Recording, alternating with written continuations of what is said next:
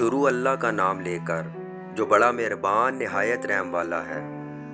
پرانے وقتوں کی بات ہے، ایک چھوٹے سے قصبے میں ایک نوجوان رہتا تھا جس کا نام احمد تھا۔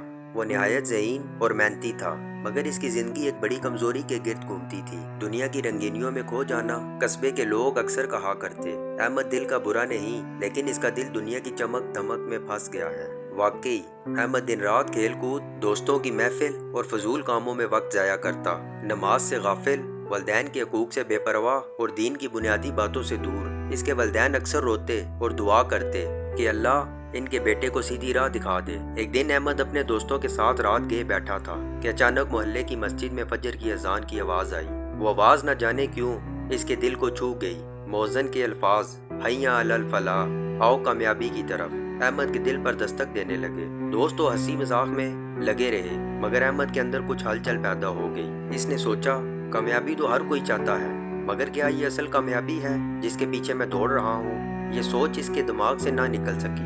اگلی صبح احمد نے زندگی میں پہلی بار اکیلے مسجد کا رخ کیا۔ دروازے پر پہنچا تو دل کانپنے لگا۔ جیسے ہی اس نے قدم رکھا، سکون کی ایک لہر نے اسے گھیر لیا۔ نماز کے بعد وہ امام مسجد کے قریب جا بیٹھا۔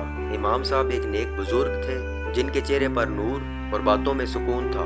احمد نے ہچکچاتے ہوئے کہا، مولانا صاحب، میرا دل بہت پریشان رہتا ہے، میں گناہوں میں الجھا ہوں، مجھے سمجھ نہیں آتی کہ سکون کیسے ملے گا۔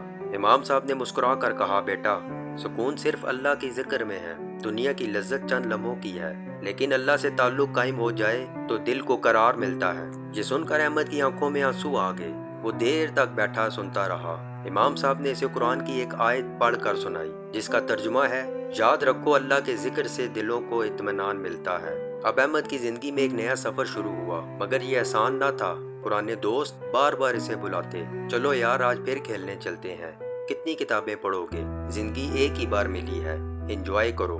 احمد کا دل کبھی کمزور پڑ جاتا، لیکن پھر وہ والدین کی دعاؤں اور مسجد کے سکون کو یاد کر لیتا۔ آہستہ آہستہ وہ گناہوں سے دور ہوتا گیا۔ ایک دن احمد کے سامنے سب سے بڑی آزمائش آئی۔ قصبے میں ایک میلہ لگا۔ اس میلے میں ہر طرح کے کھیل، موسیقی اور بے حیائی کے مناظر تھے۔ اس کے پرانے دوست ضد کرنے لگے کہ وہ ان کے ساتھ چلے۔ دل کے ایک کونے سے احمد کا نفس بھی چاہتا تھا، مگر دوسرے کونے سے ضمیر چیخ رہا تھا، کیا تم پھر اندھیروں میں لوٹنا چاہتے ہو؟ کیا تم وہ سکون بھول گئے جو تمہیں قرآن کی آیت سن کر ملا تھا؟ احمد نے ہمت کر کے انکار کر دیا۔ دوستوں نے مذاق اڑایا، مگر وہ صبر سے مسکراتا رہا۔ اس لمحے اسے محسوس ہوا کہ اصل طاقت اپنے نفس پر قابو پانے میں ہے۔ احمد نے باقاعدگی سے قرآن پڑھنا شروع کیا۔ ہر آیت جیسے اس کے دل کے لیے ایک پیغام لے کر آتی۔ کبھی وہ روتا، کبھی خوش ہوتا اور کبھی سوچ میں ڈوب جاتا۔ خاص طور پر جب اس نے یہ آیت پڑھی جس کا ترجمہ ہے، جو اللہ سے ڈرتا ہے اللہ اس کے لیے مشکلات سے نکلنے کا راستہ بنا دیتا ہے اور اسے وہاں سے رزق دیتا ہے جہاں سے اس نے گمان بھی نہ کیا ہو۔ یہ آیت احمد کے لیے زندگی کا سہارا بن گئی۔ اب احمد نہ صرف نماز پڑھنے لگا بلکہ دوسرے نوجوانوں کو بھی نیکی کی طرف بلانے لگا۔ اس کا نرم لہجہ، روشن چہرہ اور سادہ باتیں سب کے دل جیت لیتی۔ لوگ حیران رہتے کہ یہی احمد ہے جو کل تک فضولیات میں ڈوبا رہتا تھا۔ ایک دن قصبے کے غریب آدمی کے گھر آگ لگ گئی۔ سب لوگ تماشا دیکھتے رہے، مگر احمد نے آگے بڑھ کر اپنے دوستوں کو بھی مدد کے لیے پکارا۔ اللہ کے کرم سے گھر کے افراد بچ گئے۔ اس واقعے کے بعد قصبے کے لوگ احمد کو عزت اور محبت سے دیکھنے لگے۔ وقت گزرتا گیا۔ احمد کی دعا تھی کہ اللہ اسے دین پر ثابت قدم رکھے۔